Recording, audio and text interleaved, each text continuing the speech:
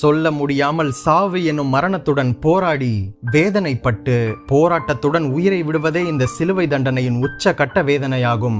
சிலுவை மரணம் வழங்கப்படும் இடமே சுடுகாடு போலதான் இருக்கும். எலும்புகளும் எலும்புக்கூடுகளும் மண்டை ஓடுகளும் இரத்த கரைகள் நிறைந்ததுமாக காணப்படும். சிலுவையில் அறையப்பட்டு இறந்தவர்களின் உடல்கள் பொதுவாக அதிலேயே பல மணி நேரம் தொங்கிக் கொண்டிருக்கும்.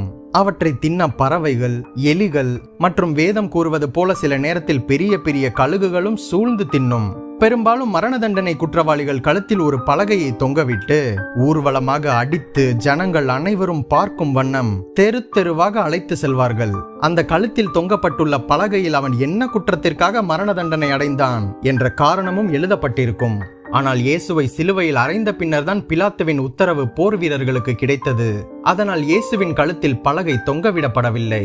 அடுத்ததாக இயேசு பட்ட வேதனைகளும் சித்திரவதைகளையும் பற்றி பார்க்கலாம். கெத்சமனே